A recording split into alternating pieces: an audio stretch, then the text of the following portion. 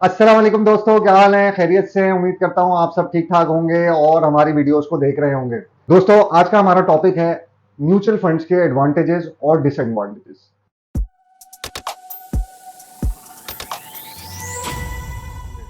मैं हूं आपका होस्ट उमर खुर्रम। एक दफा फिर आपकी खिदमत में हाजिर हुआ हूं एक नई वीडियो, एक नए टॉपिक के साथ। आपने हमारी पुरानी वीडियोस भी देखी होंगी। आपके कमेंट्स और फीडबैक का हमें बहुत सख्ती से इंतजार रहता है।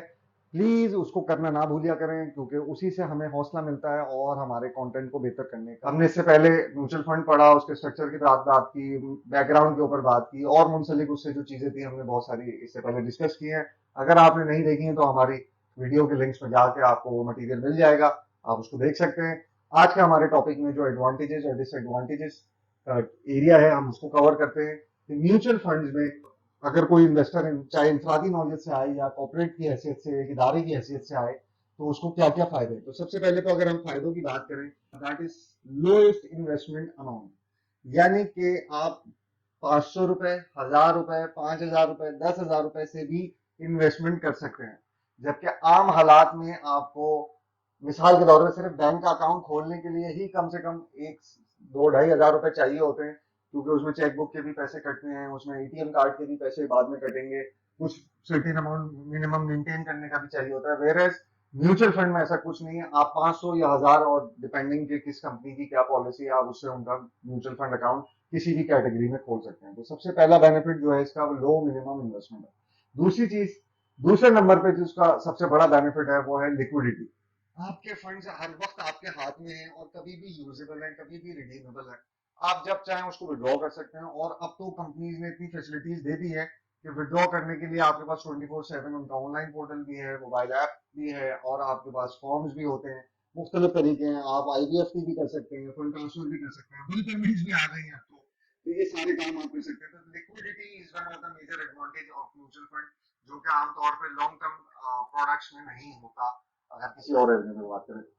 फिर अगर हम मजीद बात करें इसके एक और एडवांटेज की, तो प्रोफेशनल मैनेजमेंट, या आप जिसको कहते हैं आपका फंड मैनेजर, ये एक इसका बड़ा बेनिफिट है कि आपको कुछ भी नहीं करना और आपने सिर्फ कंपनी या उस इदारे के थ्रू इन्वेस्टमेंट करनी है, और उस इदारे का जो फंड मैनेजर है वो आपके पैसों को अपनी सलाहियत को इस्तेमाल करते हुए खुद मैनेज करेगा, और आपको उसमें कोई वरी होने की जरूरत नहीं है। आपने अपनी सिर्फ प्रोफाइलिंग के एतबार से, अपनी अपने ऑब्जेक्टिव के एतबार से अपनी इन्वेस्टमेंट का एवेन्यू बताना है कि मुझे स्टॉक्स में जाना है, मुझे मनी मार्केट में जाना है, मुझे कौन सी एवेन्यू को टेस्ट करना है, फ्लेवर करना है, और उसका रेलेवेंट फंड मैनेजर उसमें आपकी अपनी प्रोफेशनलिज्म के साथ पूरी पूरी इन्वेस्टमेंट को मैनेज करेगा। इसके अलावा इसमें एक और जो एडवांटेज है अगर हम बात करें, तो वो री इन्वेस्टमेंट ऑफ डिविडेंड इनकम है। आपके जो पैसे इन्वेस्ट किए जाते हैं जिन सिक्योरिटीज में या जिन इदारों में, उन इदारों और सिक्योरिटीज की तरफ से जो bonus amount, dividend encashment receive होती है ऑन बिहाफ ऑफ इन्वेस्टमेंट, वो इन्वेस्टमेंट के अगेंस्ट में जो भी वो अमाउंट आ रहा है, वो अमाउंट आपके ही पोर्टफोलियो का पार्ट बना दिया जाता है उस दिन की नैव के अंदर।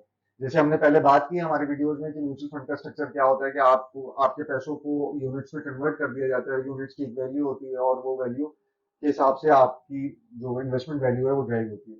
तो उन यूनिट्स की जो वैल्यू है यानी कि नैव है, वो up and down on the basis of performance of securities होती है। और अगर किसी सिक्योरिटी में डिविडेंड या कोई बोनस इनकम आई है तो वो उस दिन उसकी नैव का हिस्सा बन जाती है। तो आपकी इवेंचुअली उस दिन की जो वैल्यू है वो बढ़ जाती है उस हिसाब से। तो ये एक बहुत बड़ा एडवांटेज है कि आपको डिविडेंड की उसमें या बोनस की इन्वेस्टमेंट को खुद ही सेल्फ ग्रोथ पे चला जाता है, और आप जब चाहे निकाल भी सकते हैं, वो तो आपके हाथ में है। इसके साथ जो एक बहुत बड़ा major advantage of mutual fund है, दैट इज डाइवर्सिफिकेशन, जिसके थ्रू रिस्क रिडक्शन होती है।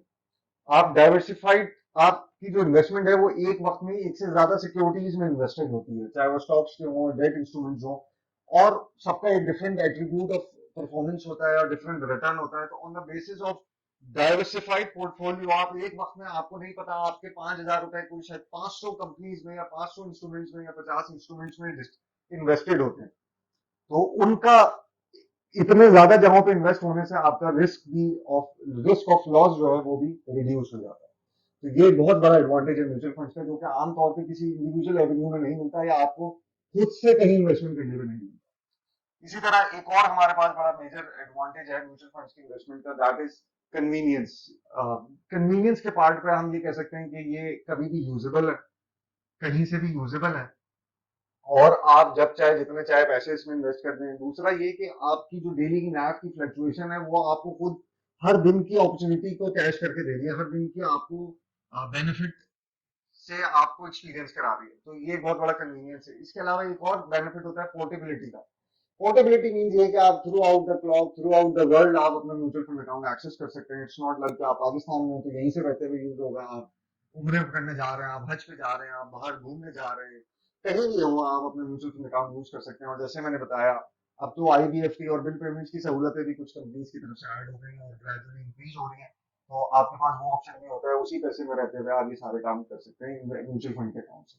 उम्मीद करता हूँ आपको ये एडवांटेजेस का पार्ट समझ में आया होगा। अगर इसी के बरक्स हम बात करें डिसएडवांटेजेस की, तो बिल्कुल जहाँ चीज के फायदे होते हैं वहाँ नुकसान भी होते हैं। तो उसी में जो डिसएडवांटेजेस ऑफ म्यूचुअल फंड है उसमें अगर कहें या गिनना शुरू करें तो उसमें एक सबसे बुनियादी जो डिसएडवांटेज है वो है फीस का।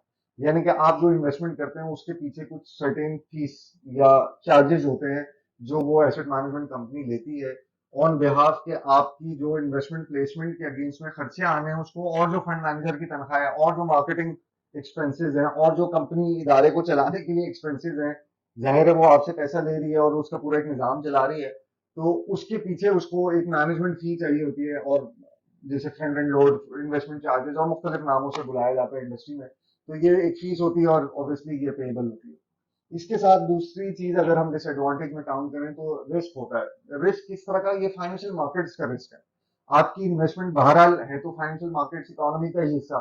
इकोनॉमी की हिट्स, फाइनेंशियल मार्केट की हिट जो है वो आपकी इन्वेस्टमेंट पे भी पार्ट होती हैं, और जाहिर है आपकी इन्वेस्टमेंट फिर उस तरह से ग्रो नहीं होगी या लॉस करेगी, तो ये भी।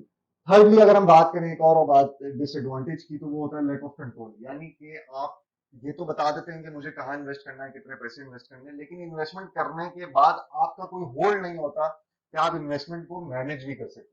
वो मैनेज फंड मैनेजर ही करेगा, डिफरेंट सिक्योरिटीज या उस एवेन्यू के अंदर डिफरेंट ऑप्शंस के जाते हुए।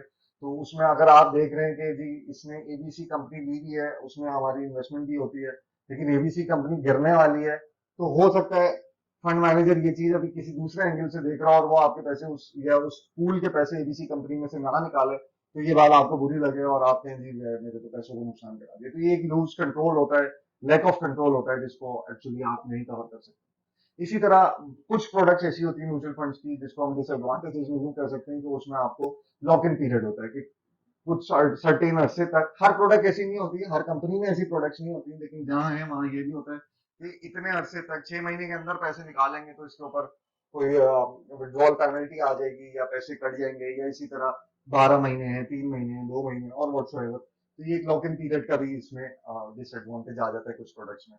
लास्टली अगर हम बात करें डिसएडवांटेज की, तो एक हमारे पास जो डिसएडवांटेज इसका है वो इसमें टैक्स इनएफिशिएंसी है कि इसमें जितनी भी ग्रोथ होगी उसके अकॉर्डिंगली आपका टैक्स का रेट तो वही रहेगा, लेकिन जाहिर है ग्रोथ बढ़ती रहेगी तो टैक्स का अमाउंट भी इंक्रीज होता रहेगा। तो ये एक काइंड ऑफ टैक्स इनएफिशिएंसी हो जाती है कि कोई फ्लैट फिक्स टैक्स नहीं है। आपने जितना ग्रो किया अपने पोर्टफोलियो को उतना ही आपका इसका टैक्स भी पार्ट होगा गवर्नमेंट के लेवल पे, जिसे विद होल्डिंग टैक्स कहा जाता है।